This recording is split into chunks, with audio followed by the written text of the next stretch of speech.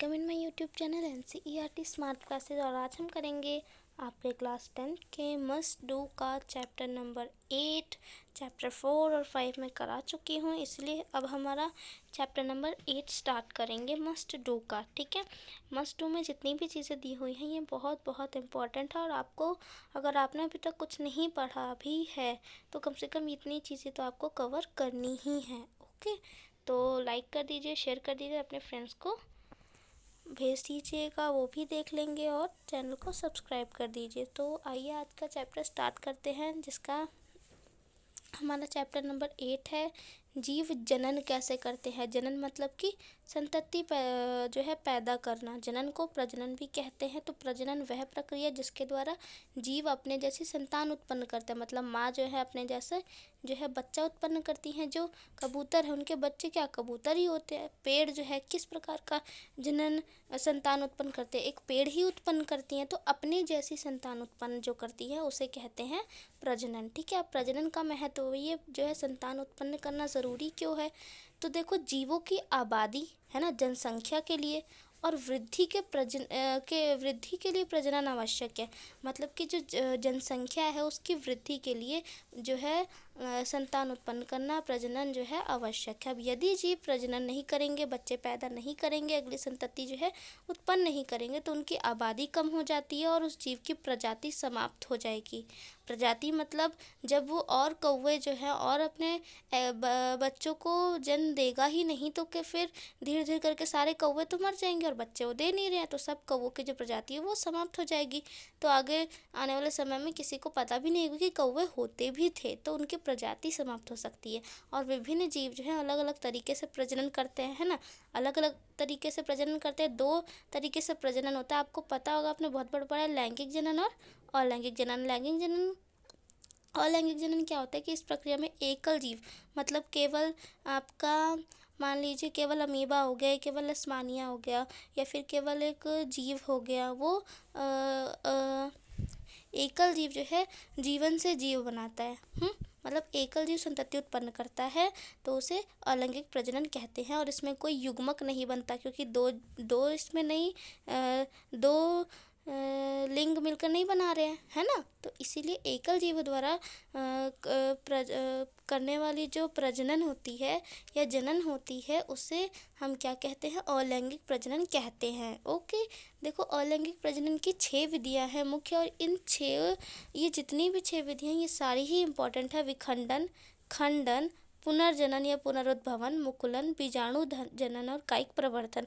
एक एक करके इन सबके बारे में हम डिटेल से जानेंगे। विखंडन क्या होता है। शब्द विखंडन का अर्थ है विभाजित करना, टूट जाना। विखंडन एक अलैंगिक प्रजनन है जिसके द्वारा जो एक कोशिकीय जीव है, मतलब जिनमें केवल एक ही कोशिका होती हैं, वो 2 या अधिक नए जीवों में विभाजित हो जाता है, जो नया जीव बनता है। अब ये 2 प्रकार से होता है। अब जो विखंडन है यानी टूटना भी 2 प्रकार से होता है। एक तो द्विखंडन, द्विखंडन नाम से ही पता चल रहा है, जिसमें 2 भागों में टूट जाता होगा, और दूसरा है क्या बहुखंडन, जिसमें बहुत सारे भागों में टूट जाता होगा। तो द्विखंडन में क्या है, इस विधि के दौरान जो एक मूल कोशिका है वो 2 भागों में विभाजित हो जाती है। पहले केंद्रक विभाजित होता है और उसके बाद 2 केंद्रक बनता है, फिर कोशिका द्रव्य बढ़ जाता है, आखिर में जो है 2 संतति कोशिका उत्पन्न होती है। इसका उदाहरण है हमारा अमीबा और लेशमानिया। यहाँ पे देखिए, अमीबा में द्विखंडन और लेशमानिया में द्विखंडन का डायग्राम भी दे रखा है आपको।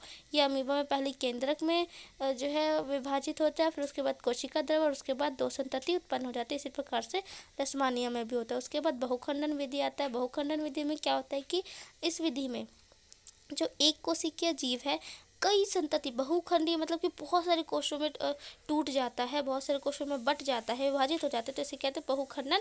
ठीक है, अब प्रत्येक संतति जो है कोशिका का एक नया जीव बनता है, मतलब टूट गया बहुत सारे भागों में और हर से एक नया जीव बन जाएगा। अब मूल कोशिका टूट जाती है और इन संतति कोशिकाओं को छोड़ देती है, जैसे प्लाज्मोडियम, मलेरिया, परजीवी। ये जो है ये बहुखंडन करते हैं। प्लाज्मोडियम में बहुखंडन ड्राइंग में आपको दिखा रखा है इस प्रकार से। पहले केंद्रक है, फिर केंद्रक जो है केंद्रक में भाजन होगा, और उसके बाद सारे जो है अलग अलग कोशिकाएं बनकर बाहर की ओर निकल आएंगी। ठीक है, इस प्रकार से होता है। अब खंडन विधि क्या होती है।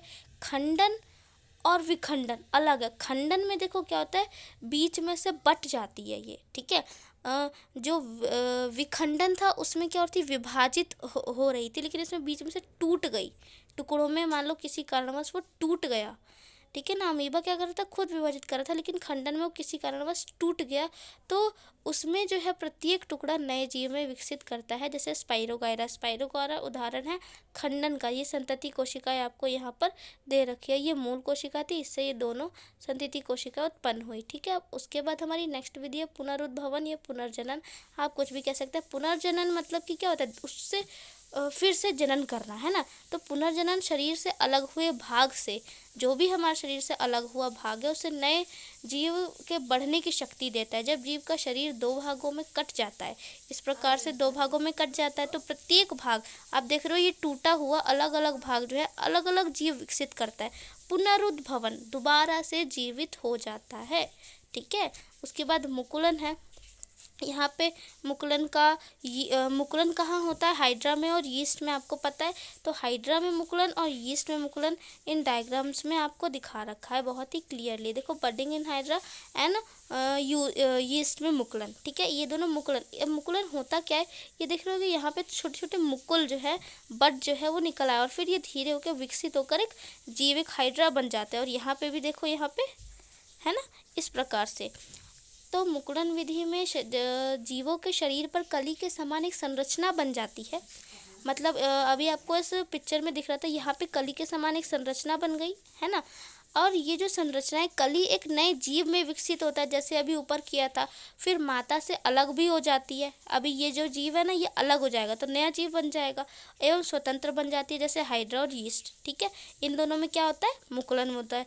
और बीजाणु जनन, इसमें क्या होता है कि प्रतिकूल परिस्थितियों के दौरान इस विधि में जीव स्पैरोस्म नामक थैली जैसी संरचना का विकास करता है, जिसमें बीजाणु होते हैं। अब ये बीजाणुओं में होता है, जो बीजाणु जनन विधि है वो कहाँ होती है, बीजाणुओं में होती है।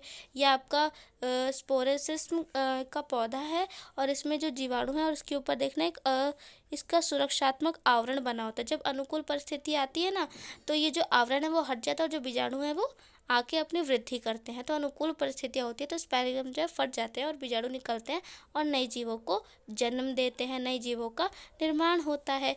उसके बाद हमारी आखिरी विधि है कायिक प्रवर्धन। इसमें क्या होता है कि पौधों में अलैंगिक प्रजनन जो है, पौधों में अलैंगिक प्रजनन, उनके भाग, पौधों के भाग, जैसे इसमें आपको दिखा रखा है, यहाँ पे जो है छोटे छोटे क्या निकले हुए हैं, पत्ते निकल आ रहे हैं। और फिर क्या होगा, धीरे धीरे ये ज़मीन पर गिर जाएंगे और इससे एक नया पौधा बन जाएगा, ठीक है। इससे एक नया पौधा बन जाएगा। तो इस प्रकार से जब पौधों के भाग से, यह आपका पौधे का कोई भी भाग होता है, पत्तियों से, जड़ से, तने के माध्यम से जब किसी नए पौधे का विकास होता है तो इसे कायिक प्रवर्धन कहते हैं। अब ये तना, जड़ और पत्ती तीनों द्वारा होता है। तना द्वारा आलू और अदरक में होता है, जड़ द्वारा शकरकंदी जो आपकी स्वीट पोटैटो होती है उसमें होता है, और पत्तियों द्वारा ब्रायोफिलम की पत्तियों में होता है, ठीक है। उसके बाद ये क्वेश्चंस, इन क्वेश्चंस के आंसर इस वीडियो में हम डिस्कस नहीं करेंगे, नेक्स्ट वीडियो में डिस्कस करेंगे, अलग से सेपरेटेड वीडियो बनेगी। इस वीडियो में हम बस चैप्टर पढ़ेंगे, ठीक है।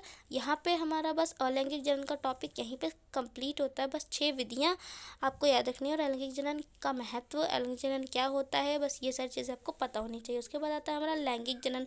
लैंगिक जनन क्या होता है, देखो, लैंगिक जनन में जो संतान उत्पत्ति के लिए दो जीव, एक तो नर, मेल और मादा यानी फीमेल भाग लेते हैं। नर और मादा युग्मक के मिलने को निषेचन कहते हैं। जब जो नर के शुक्राणु हैं और जो मादा के अंडाणु है, वो दोनों जब मिल जाते हैं तो उसको निषेचन कहते हैं। नर युग्मक शुक्राणु पैदा करते हैं और मादा युग्मक क्या, अंड कोशिका पैदा करती है। और नर और मादा युग्मक मिलकर युग्मनस बनाते हैं, जिससे एक नए जीव का विकास होता है, ठीक है। अब लैंगिक जनन का महत्व क्या, मतलब लैंगिक जनन क्यों ज़रूरी है। देखो, अलैंगिक जनन का महत्व नहीं था, लेकिन इसमें लैंगिक जनन का महत्व है। क्यों ज़रूरी है, तो लैंगिक जनन से संतान में विभिन्नता आती है, वेरिएशन आता है। और वेरिएशन से क्या होगा, नई प्रजाति का निर्माण होगा। और जो एक प्रजाति में डीएनए को बनाए रखता है, जो आनुवांशिक जो गुणधर्म होते हैं जो माता पिता से संतति में जाते हैं, उसको बनाए रखता है लैंगिक जनन, ओके। उसके बाद आता है हमारा पौधों में लैंगिक जनन कैसे होता है। तो फूल में जनन अंग मौजूद होते हैं। अब कौन से होते हैं, एक तो स्त्री केसर होता है और एक पुंकेसर होता है। लेकिन फूल के भाग है आपके बाह्यदल, पंखुड़ियाँ, पुंकेसर और स्त्री केसर। बाह्यदल क्या है, जो हरे रंग का फूल के नीचे होता है उसे कहते हैं बाह्यदल। पंखुड़ियाँ जो रंगीन कलर की आपकी जिस भी कलर का फ्लावर होता है, रेड येलो जिस भी कलर का, उसे हम पंखुड़ियाँ कहते हैं। रंगीन होती है जो पंखुड़ियाँ होती है और परागण के लिए कीड़ों को आकर्षित करती है कि परागण हो, जनन हो, ठीक है, इसीलिए रंगीन होती है। अब जो पुंकेसर है वो नर जनन अंग होता है, आपको पता है, और परागण उत्पन्न करने के लिए नर युग्मक उत्पन्न करता है। और प्रत्येक पुंकेसर जो है वो दो भाग, प्रत्येक पुंकेसर क्या है, ये फूलों का जननांग है, ठीक है, नर जननांग है। तो जो पुंकेसर है उसके दो भाग होते हैं, तंतु और परागकण, ठीक है। अब इसका डायग्राम दिखाऊंगी तो आपको अच्छे से समझ में आ जाएगा। उसके बाद स्त्री केसर पर आते हैं। ये मादा जनन का अंग है। मादा जनन का अंग कौन सा है पौधों में, स्त्री केसर। स्त्री केसर कितने भागों में बटा है, अंडाणु का निर्माण करता है जिसमें मादा युग्मक होता है। इसके 3 भाग होते हैं। कौन से होते हैं, तो एक तो होता है वर्तिकाग्र, जनन के समय परागण उसी फूल के वर्तिकाग्र या दूसरे फूल के वर्तिकाग्र पर स्थानांतरित हो सकता है। वर्तिका ये लंबा मध्य भाग होता है और अंडाशय इसमें अंडाणु होते हैं। अब आपको इस ड्राइंग में दिखा रहा है अच्छे से, यहाँ पर ये अंडाशय है, ठीक है।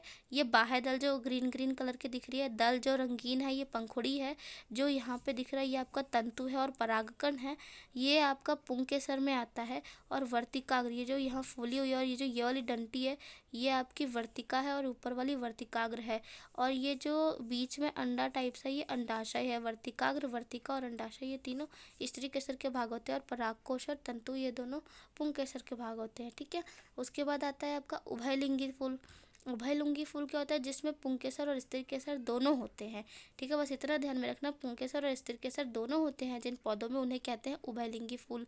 अब उदाहरण आ सकता है तो सरसों और चाइना रोज जो है उभयलिंगी फूल के उदाहरण है। एकलिंगी मतलब जिसमें सिंपल सी बात है, जिसमें केवल एक लिंग हो, मादा या जड़, सॉरी पुंकेसर या स्त्री केसर। इसका उदाहरण है पपीता और तरबूज, ठीक है। उसके बाद आता है परागण। परागकणों का परागकोश से परागण होता क्या होता है, देखो जो परागकण होते हैं ना उनका परागकोश से वर्तिकाग्र तक पहुंचना, मतलब स्त्री केसर का भाग होता है वर्तिकाग्र, तो वर्तिकाग्र तक पहुंचना जो है परागण कहलाता है। परागण 2 प्रकार से होता है। स्वपरागण मतलब कि जब एक ही फूल के परागकणों का उसी फूल के वर्तिकाग्र पर पहुंचना, मतलब जब एक ही फूल का जो वर्तिकाग्र है वो उसी फूल के आपके परागकणों पर पहुंचेगा तो उसे क्या कहेंगे, स्वपरागण। और अगर वो दूसरे फूल का परागकणों का दूसरे फूल के वर्तिकाग्र पर पहुंचेगा तो उसे परपरागण कहेंगे। इसमें भी आपको एक चित्र दे रखा है, इसकी देखो ये स्वपरागण है और ये परपरागण है। अब इसमें क्या हुआ, स्वपरागण में जो परागकण है वो अगर दूसरे पुष्प के वर्तिकाग्र पर जाता है तो सॉरी अगर वो अपने ही पुष्प के उस पर आ जाता है वर्तिकाग्र पर तो स्वपरागण कहलाएगा, लेकिन अगर वो दूसरे पुष्प पर जाता है तो क्या कहलाएगा, परपरागण कहलाएगा, ठीक है। ये आपका डायग्राम बना हुआ है। उसके बाद निषेचन के दौरान युग्मक के मिलने की प्रक्रिया जो है निषेचन कहलाती है। आपको पता है जब नर युग्मक और मादा युग्मक मिल जाते हैं तो क्या होता है, निषेचन कहलाता है। और पौधों में निषेचन के बाद अंकुरण होता है। यहाँ पे भी आपको हर चीज़ डायग्राम से दिखाई हुई है। यहाँ पर देखो ये परागकण मिल गया, ठीक है। वर्तिकाग्र द्वारा जो नर युग्मक है ये कहाँ जाएगा, अंडाशय से होते हुए मादा युग्मक में जाएगा और दोनों मिलकर क्या बनाएंगे, अंकुरण करेंगे। अब जो परागकण है वो स्टाइल के माध्यम से अंडाशय तक पहुंचते हैं, वही चित्र की घटना इसमें लिखी हुई है। और परागनली में 2 नर कोशिकाएं और एक मादा अंडाणु होता है। निषेचन के बाद परिवर्तन क्या आता है, यानी जब नर और मादा युग्मक मिल जाते हैं तो क्या परिवर्तन आता है, ये आपको ध्यान में रखना है कि निषेचन के बाद फूल में निम्नलिखित परिवर्तन होते हैं। क्या, 3 परिवर्तन होता है। बीजांड जो है हमारा, बीजांड जो है वो बीज में बदल जाएगा, जो अंडाशय है वो फल बन जाएगा और जो पंखुड़ी बादल है वो सब नीचे गिर जाएंगे, झड़ जाते हैं, ठीक है। अब बीज और उसके हिस्से, अब बीज जो है वो भविष्य के लिए तैयार होने वाले पौधे की रक्षा करता है।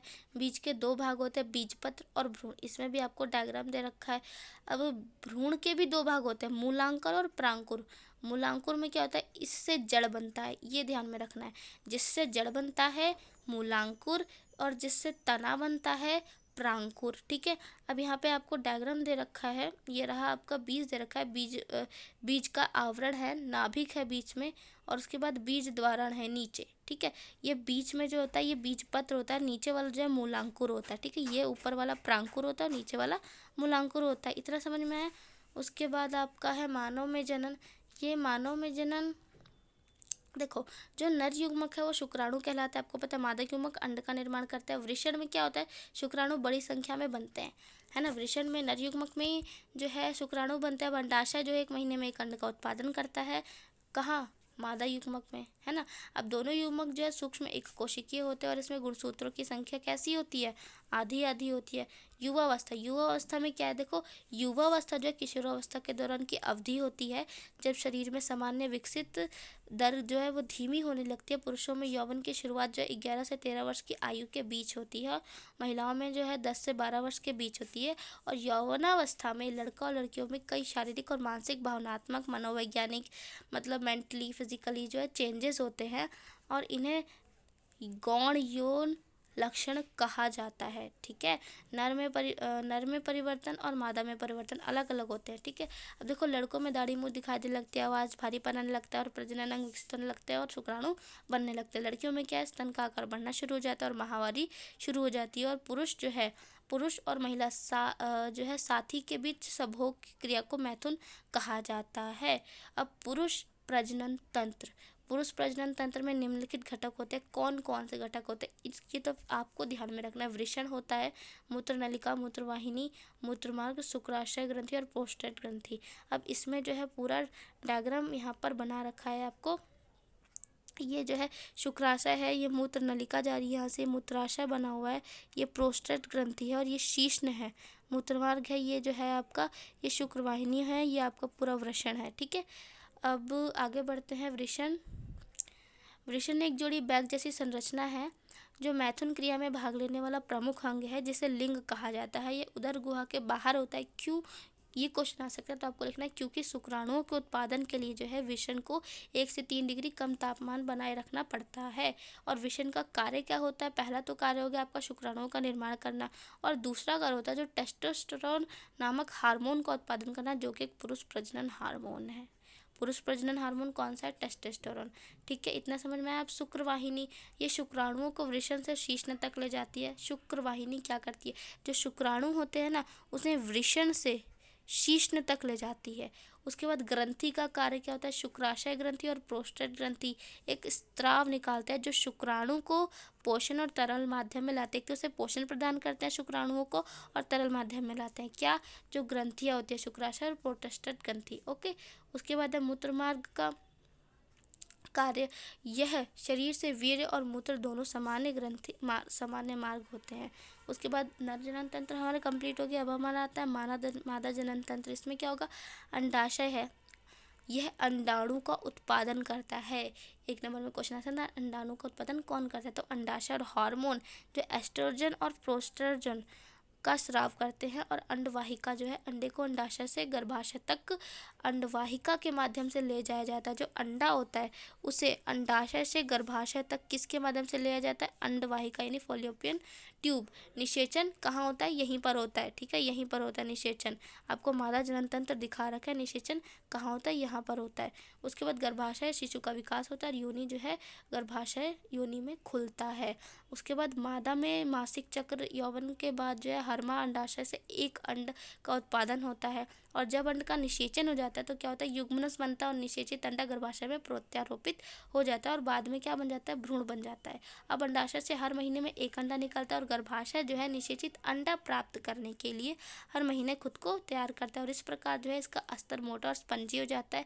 और यदि यहाँ पर युग्मनस नहीं मिलता, यानी कि शुक्राणु अंडाणु नहीं मिल पाते, निषेचन नहीं हो पाता है, तो क्या होता है, विकसित अस्तर धीरे धीरे टूट जाता है और योनि से रक्त और बलगम के बाहर आ जाता है। अब यह चक्र जो है लगभग हर महीने होता है और मासिक धर्म के रूप में जाना जाता है। यह आमतौर पर 2 से 5 दिनों तक रहता है, ठीक है। उसके बाद नेक्स्ट टॉपिक आपका है प्लेसेंटा। प्लेसेंटा देखो, भ्रूण को जो नर और मादा युग्मक मिलकर जो युग्मनस और फिर जो युग्मनस है भ्रूण, युग्मनस का विकास होता है तो भ्रूण का निर्माण होता है ना। तो जो भ्रूण है उसको प्लेसेंटा के नामक विशेष ऊतक की मदद से माँ के रक्त में पोषण और ऑक्सीजन मिलता है। अब जो शिशु है उसको माँ से ऑक्सीजन और जो पोषण है वो कैसे मिलता है, तो प्लेसेंटा के माध्यम से, प्लेसेंटा नामक ऊतक के माध्यम से, आपको इतना ध्यान में रखना है। उसके बाद अपशिष्ट पदार्थों का निपटारा भी प्लेसेंटा में ही होता है। ठीक है, जन स्वास्थ्य में देखो यौन रोगों के माध्यम से फैलने वाली बीमारियों को यौन संचालित रोगों के नाम से जाना जाता है। मतलब जो यौन रोगों से फैलने वाली जो बीमारियां उसको किस नाम से जानते हैं, यौन संचालित रोग के नाम से ऑब्वियसली जानेंगे, है ना। अब जिससे जो है जो जीवाणु द्वारा होने वाली है जैसे सिफिलिस और गैलोनिया। उसके बाद विषाणु की बात करें हम तो संक्रमण जैसे मस्सा रोग, HIV और एड्स, ये जो है ये विषाणु द्वारा फैलते हैं।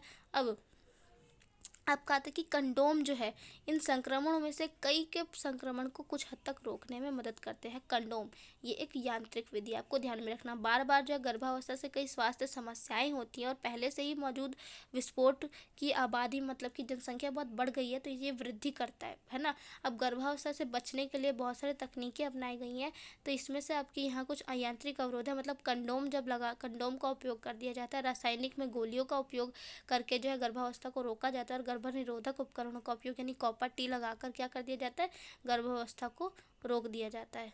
यहाँ पे हमारा ये चैप्टर आपका कंप्लीट होता है। यहाँ पे मैंने आपको मादा जनन तंत्र और नर जनन तंत्र के बारे में बताया और उसके बाद जो पौधे हैं उनमें कैसे जनन होता है हमने आज ये भी डिस्कस कर लिया। सारे डायग्राम्स मैंने आपको समझा दिए और उसके बाद अलैंगिक जनन की जो 6 विधियाँ होती हैं हमने आज वो भी डिस्कस कर ली और अलैंगिक जनन का महत्व भी हमने डिस्कस कर लिया। आई होप आपको अच्छे से समझ में आ गया होगा। सो बाय बाय, टेक केयर।